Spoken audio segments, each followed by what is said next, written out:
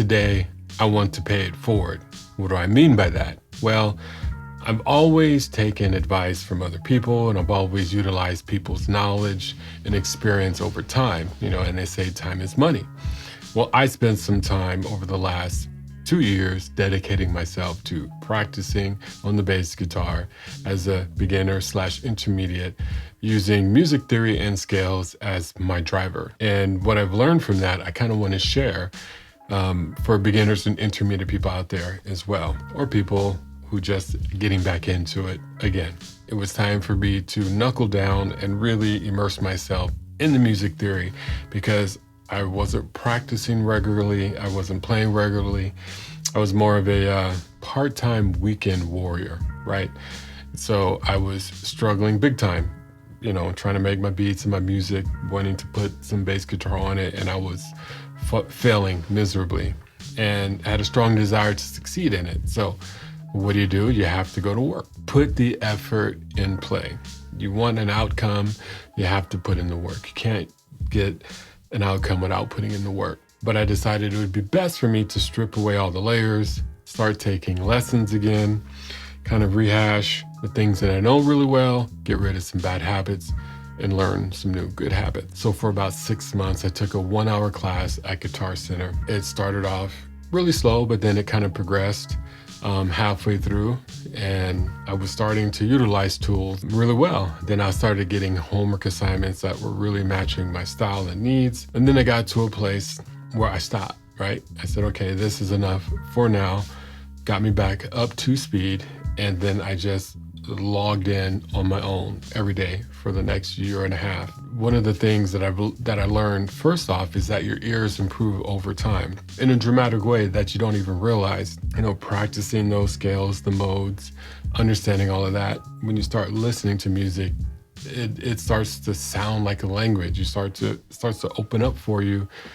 You recognize things and patterns very easily, and that's very motivating, very enlightening. I didn't anticipate that in the beginning. That was one of the things that I really wasn't even focusing on as being a win for me, and it was. I never really had confidence in my ears, for whatever reason, maybe insecurity or whatever. But after I just put that by side and just practice, all of a sudden, chord progression wise, I was figuring things out so much faster, and that was very enlightening. That was a very good positive that I wasn't expecting. After practicing the modes for quite some time and all the scales, I started to see the neck and the patterns. I was able to see how the entire neck was linked together from the 7 modes. And when it finally clicked, it blew my mind. I was like, oh wow, everything is right here. These 12 notes, these 7 notes, how they're all connected. And then from there, things just started stacking up really good, really fast. Which brings me to the next thing is it gave me this desire to practice even more, right? It almost became chronic, right? I couldn't wait to put the bass in my hand and go through some scales, learn something, practice a little bit, jam a little bit. It got addictive, the practice, because I was starting to reap all of the benefits. And I would say within a year and a half is a relatively short amount of time. And I just went with it. I just started practicing every day, as much as I could every day. The other thing that I really liked, just probably one of my favorite, is it brought me to a place where I wanted to explore more things, right? Because once you see the map of the neck, the music DNA, you want to start taking all of that and mixing it up, being an artist on your own, in a basic form, right? Because we're beginners and intermediate. But after I had those basics and the muscle memory was really good, I started to just wanted to explore, put things together. And nothing sounded good at first. But after a while, you learn to strip away the bad and keep the basic good stuff. And it started to sound good. It started to feel really good. And that was such an empowering, motivating thing, aligned with the addictive practicing. Those two things together were great. And I think that has a tremendous value. Once you start to see things, once you start to hear things a little bit better, you get confidence in things, right? When you start to play along with the song, that becomes easier and you figure it out a little bit faster. It boosts your confidence. It makes you want to tackle more things, makes you want to get a little bit more advanced, adding new stretch assignments for yourself. And these things, like I said, they don't happen right away, and it doesn't feel like it takes that long because you're focused on just the basics, and then later you reap the benefits without realizing it. So one of the last things that I really like is that it gives you a supreme appreciation for the music. When you start hearing things and listening, you're listening with an entirely different set of appreciation and learning and listening. You know, I go back to some of the older songs in history and I'm listening to them with an entirely different appreciation for them than I used to.